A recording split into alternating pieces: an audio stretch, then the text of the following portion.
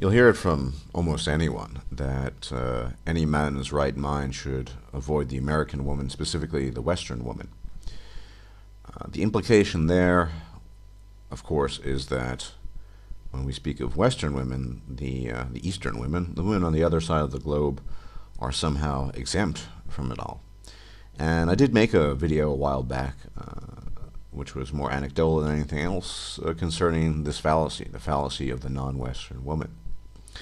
In this video, I'm going to adduce some evidence, some articles, and talk specifically about South Korea. Now, many of you know, as mentioned before, I spent a few years in South Korea a while back. I worked there and I lived there. So it's the Asian country I know best, even though I'm a bit rusty in my South Koreanness these days.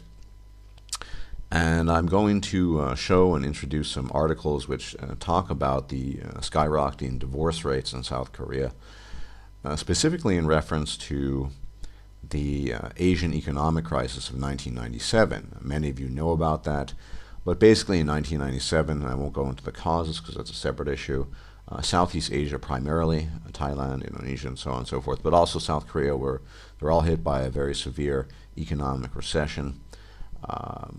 They had some serious issues. Now, since then, South Korea has recovered from that quite well, in fact. In the process, however, their sovereign debt doubled, so they didn't completely escape completely unscathed, but that's neither here nor there. But let's talk about South Korea in general. Now, South Korea is an extremely, or was rather, an extremely traditional society. The basis of this traditionalism in South Korea is what's called in Korean Yugyo, which is Confucianism, rather Neo-Confucianism. And Neo-Confucianism describing a kind of Confucianism that's only a couple of centuries old, rather than, well over 2 millennia old. And it is differentiated from the old school Confucianism. Now, Neo-Confucianism is also practiced in a very similar fashion in Japan, and there's a lot of cross-cultural similarity between South Korea and Japan, although I will defer. I'm not an expert on either country, but I know a lot more about South Korea than I do about Japan, so I won't talk too much about Japan. But it is a very traditionalist philosophy, and it is, of course, patriarchal, as most traditionalist philosophies were, and family-oriented. And for the longest time, and even persisting to this day, although always weaker and growing weaker as time goes by, Neo-Confucianism has remained a force to be reckoned with in South Korean society and culture. Notions of honor, familial honor, obligation, all of these things, they're all part of Yugyo. It's, I would argue, even part of the language. South Korean, for example, has various suffixes, and they're basically suffixes that you can attach to virtually any word that indicates station. There are so many of them. I can't really count them all because they just. But generally speaking, the consensus there's 7. I, as a foreigner, I've never understood them all. I'll be honest, and they can really. To speak Korean properly, which I can't do, certainly not these days, unfortunately, is to make proper use of these, and it's this indication of your station in regards to someone else. So you have endings or suffixes that you can attach that will be used in reference to the emperor or king, to those who are your elders, to those who are quote-unquote beneath you, usually age-based. So it's infused in the very language, the culture that is. So you have a very traditional culture, much more so than, say, China. China, during the Communist Revolution, lost a lot of its old school traditionalism, which was replaced by communism and modern thought. They don't have a whole lot of that. Korea never underwent anything like that, so they've retained that to a large extent. So much for that background. So Neo-Confucianism.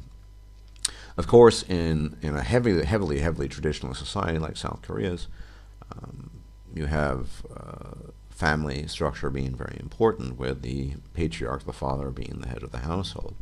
And that has been eroding very rapidly. Now, this has several causes, but one cause cited by Barbarossa is, of course, the mechanization, technological progression, and I would argue that South Korea is one of the most technologically savvy countries in the world. It has the fastest internet connection in the world. I mean, you can walk. There are most public places in a park. If you walk through a park in South Korea, you have internet access. So it's really savvy in that sense. But specifically, in reference to the 1997 economic crisis, as well as a general loosening of mores, if you will, due to mostly Western influence, likely K-pop, Korean pop culture, and music, things like that, there has been a steady and sharp rise in divorce. So get an idea of just how steady it is. I'm going to read some information off, and I'll get back to some of the main points. So this is a very brief one. South Korea is July 12th, no, there's no date there, but it's, it must be at least from 2011. South Korea divorce rate surges. The number of households in South Korea that are headed by divorced adults has passed 1 million, according to a new government report. It says the number of divorced householders hit 1.26 million in 2010, accounting for about 7% of all Korean households. And more than 80% of these divorced households are headed by people aged over 40, with 57% of them headed by women. Go figure. That is a majority, 57%. This is a steep jump of 40% since 2005, but part of a trend that shows the divorce rate skyrocketing since the early 1990s, when it was virtually unheard of and very much frowned upon. Sunwoo, one of South Korea's largest matchmaking services, had not one single divorce client on its books in 1993. Many people think the big change came after the economic crash of 1997, when men's unquestioned status as the head of the family was fundamentally shaken. Add that to the fact that Korean traditions and taboos are being shattered everywhere you look, it would seem that the rate will go on climbing for a while yet. So more on that in a bit. This is a longer article from New York Times. And it's too long for me to read the whole thing off, but I'll read some of the most relevant bits off. So, rapidly changing attitudes towards divorce, as well as such other issues as marriage, childbearing, and cohabitation, show a South Korea in the throes of social transformation. By the way, this is from 2003, so it's a bit dated. It's almost 10 years old. Still anchored in Confucian values of family and patriarchy, South Korea is fast becoming an open, westernized society, with the world's highest concentration of internet broadband users, a pop culture that has recently been breaking taboos left and right, and living patterns increasingly focusing on individual satisfaction. Social changes that took decades in the West or in Japan, sociologists here like to point out, are occurring here in a matter of years. In the last decade, this is from 2003, mind you, South Korea's divorce rate swelled 250%, in keeping with women's rising social status. Note here, this is not from the article, this is my own personal note.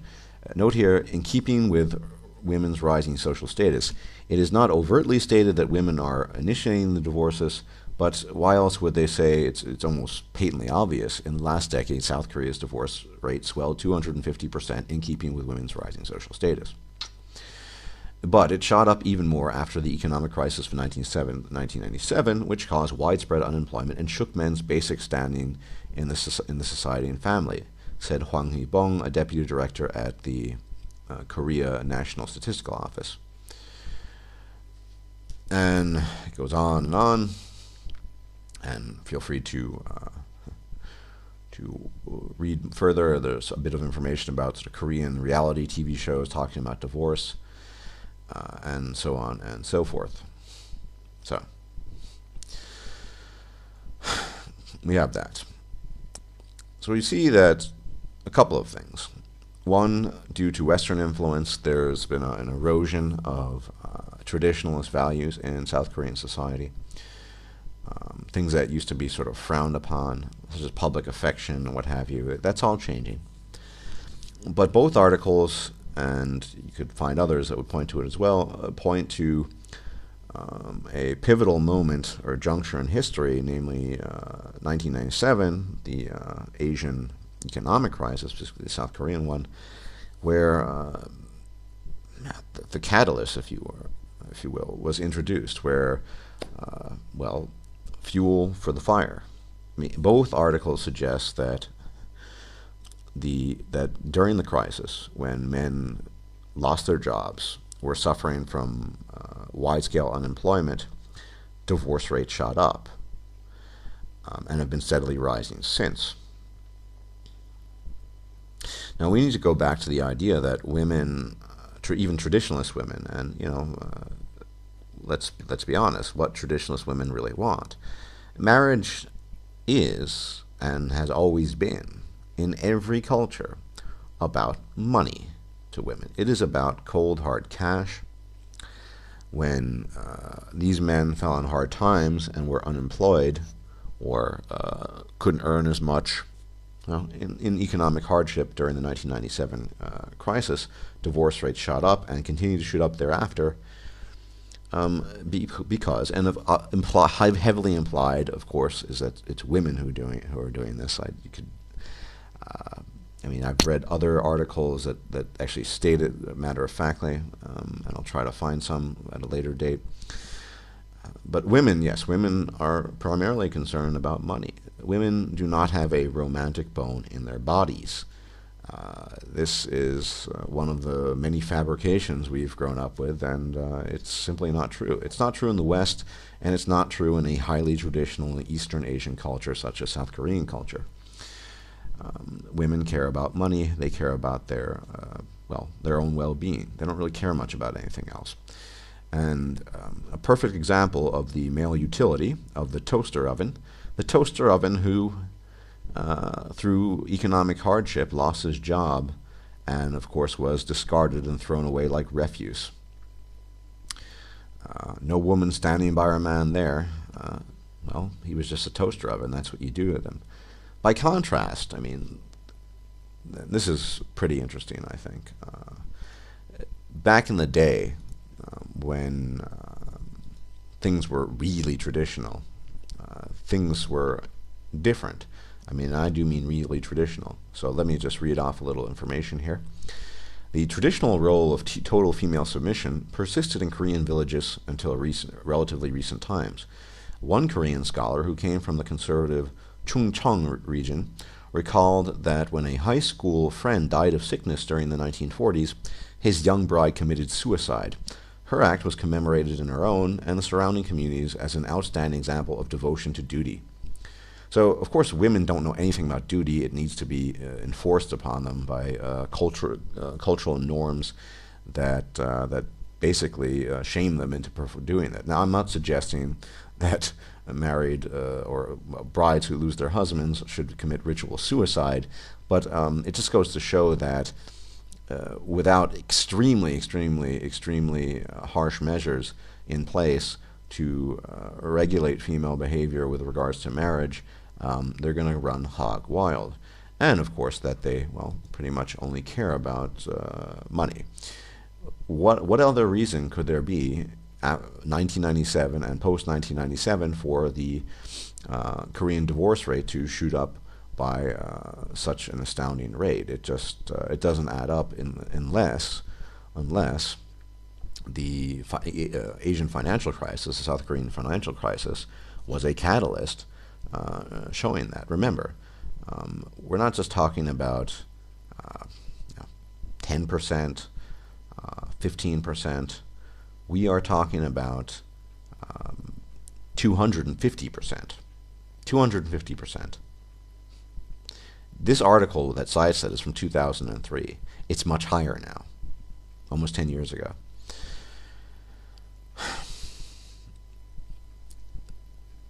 So it's all about money.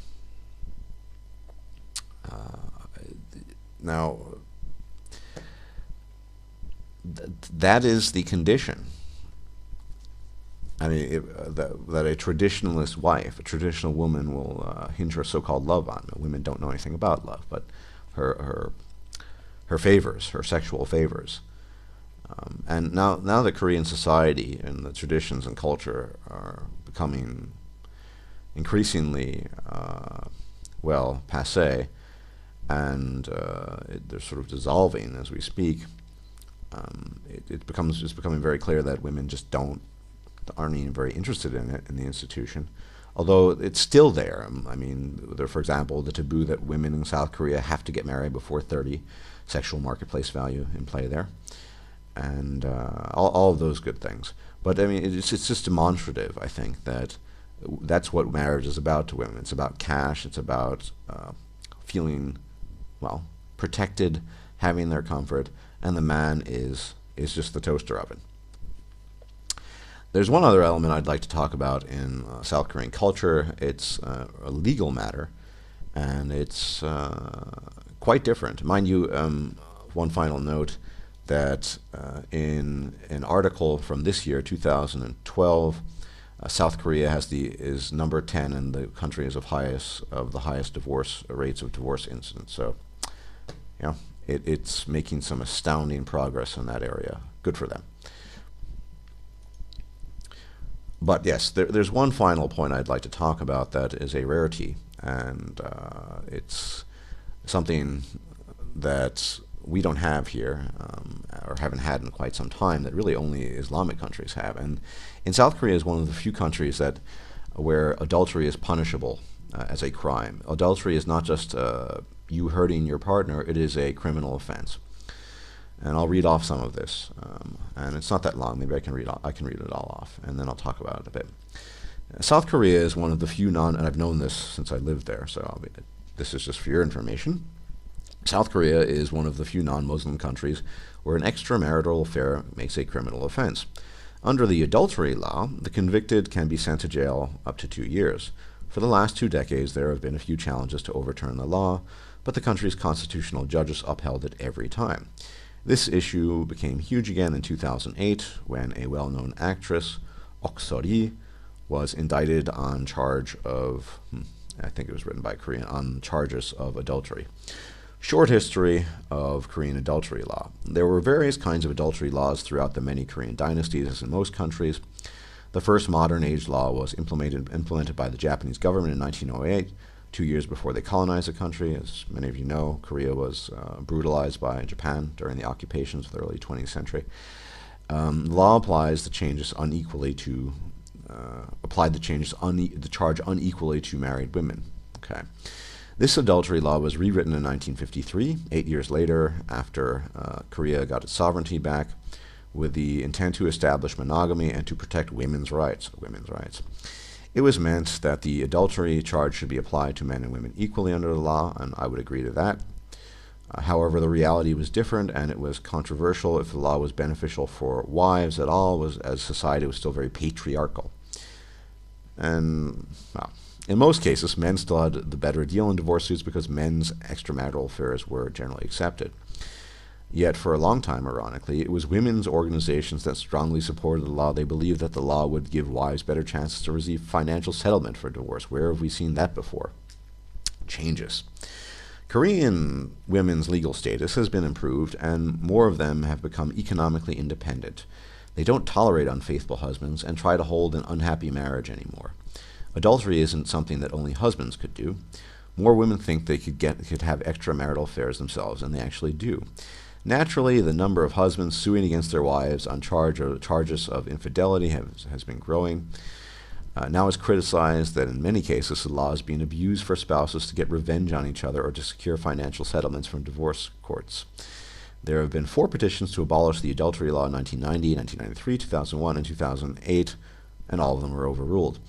So notice when husbands want to, I wouldn't say take advantage or to practice the law or to adhere to the law, they're trying to take advantage of it. When women try to do it, it's okay. Numbers. Every year, about 1,200 people are indicted under the adultery law, and about 40% of them are sent to jail. So that's a sizable number. The number of divorced in South Korea in 2007, so it's a bit old, it's from 2008, was 124,600, and about 11,240 couples out of them fought over divorce because of infidelity. about 40% of those, it was the husband. In about 40% of those, it was the husband accusing his wife. This article is unfortunately written in a bit broken English. Miss Ok, a famous Korean movie star, filed a petition in 2008 that the adultery law was an infringement of human rights after she was sued by her husband, Bak Chul. She admitted that she was guilty under the adultery law after efforts failed by the Constitutional Court. After she was sued by her husband in 2007, she had a news conference where she confessed that her husband and she only had a handful of times of sex during their 11-year marriage. Who knows if that's true? She asked him to work on it or divorce her if he didn't want to try. Mr. Bak didn't show any interest in resolving the issue. He didn't divorce her either, and it's believed he didn't do it because he needed her money. There's kind of a gynocentric angle to this. He always had large credit card bills to allegedly spent on drinking and enjoying places like room salons and massage parlors. After 11 years of effort, she got frustrated and had an extramarital relationship with a popular pop singer. Of course she did. Mr. Bak refused to reveal his credit card statements. In the divorce suit that he filed, he was asking for custody, $2,000 monthly expense for the cost of a child, half their assets, and yada, yada, yada. So anyway, maybe the guy was a boozer. I don't know. But this is, of course, an interesting element to the whole picture of South Korean culture because, well, we don't have anything like that in the States. Nothing like that. Adultery is not a crime, and I don't know if it necessarily should be classed as one. It's a difficult question. But just as an example, if I had been living in South Korea in recent times and had been married to my ex-girlfriend, she cheated on me, well, I could have sent her to court and had her sent to jail in theory. So interesting in that respect. I don't know if I'd send her to jail. She probably wouldn't have learned her lesson regardless. It doesn't seem to be much of a deterrent anyway. But no, I do believe in equality under the law, so I think cheating husbands in South Korea should go to jail just as cheating wives should. But you notice how when a woman does it, it's different. So it's always this double standard. And of course, that's a different. By the way, I missed this part. There was a survey carried out last year that reported nearly 68% of South Korean men and 12% of women confessed to having sex outside of marriage. So, I mean, we know that women cheat at least as often as men, if not more. They're just much better covering up. They're not going to talk about it. That's in their nature. So, yeah, equality under law, no. So the adultery law in South Korea is all well and good as long as it's men getting grilled for cheating, which is, I said, it's the right thing. If you have a law like that, both sexes need to be punished equally under that law. But when a woman does it, it's an infringement of human rights. It's just really, really weird. So, strange things going on there. So predictions for the future, well, they're not too positive, and there's no reason to be. The traditional society is crumbling. It's disappearing all the time. Anecdotally, I have friends who still live there, and they tell me it's just, they say Stardust. I left in 2008. In the 4 years you've been absent, things have changed rapidly. It's just not the same place anymore, and I believe them. Korea is, I mean, this is totally off topic, but I'm actually very impressed by South Korea. They really built themselves from the ground up after near total destruction, colonization, and brutalization at the hands of the Japanese, then the war, and they've done a really great job. I give them props for that. And of course, it's increasing, this technologization, mechanization, and all that good stuff. But of course, the consumerism, which I mentioned in the previous video, and the influence of the West, for better or worse, eroding traditionalist Confucianist values. So that's going to be gone, I'd say, even in a decade. I don't think there's going to be a whole lot left to that. Now, what I'm interested to see is how it actually affects the culture on a micro level. Maybe the language is going to start changing. I'll give you an example of that.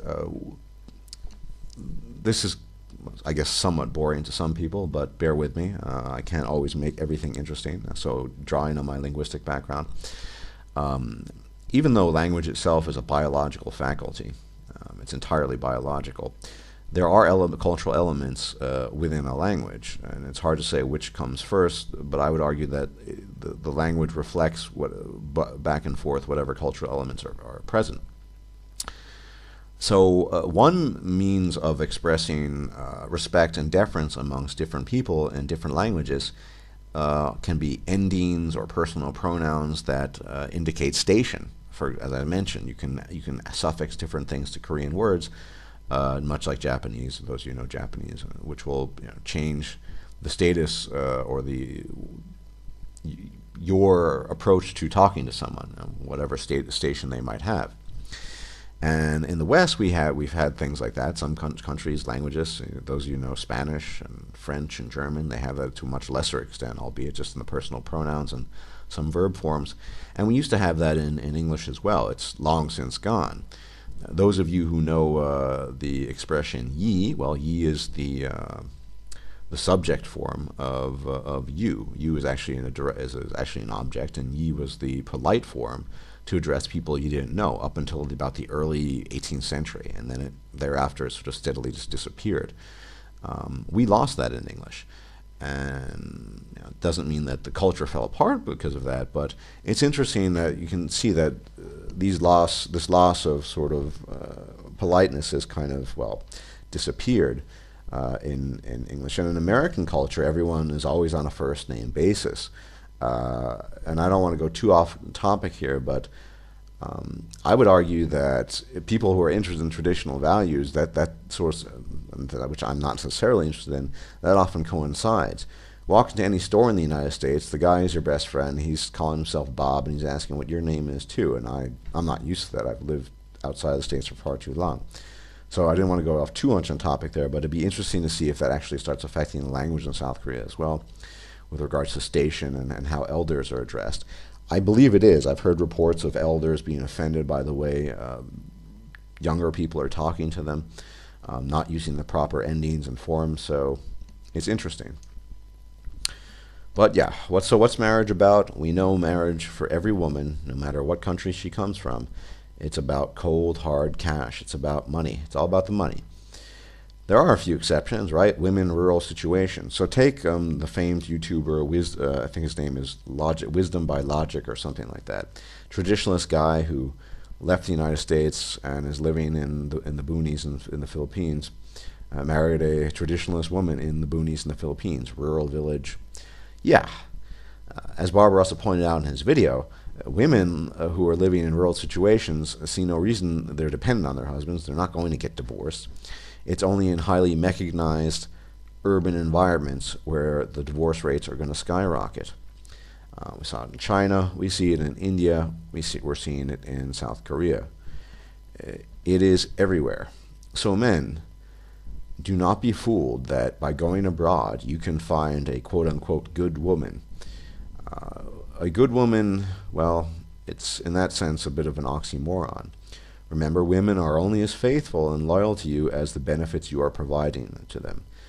And without an extreme system, and I admit that committing ritual suicide when your partner dies is extreme, to keep that in place, well, good luck. Not going to work. So that's South Korea. That's what's happened to marriage in South Korea and bunch of other superfluous information. So I hope you enjoyed that little bit, and I'll see you soon. Take care.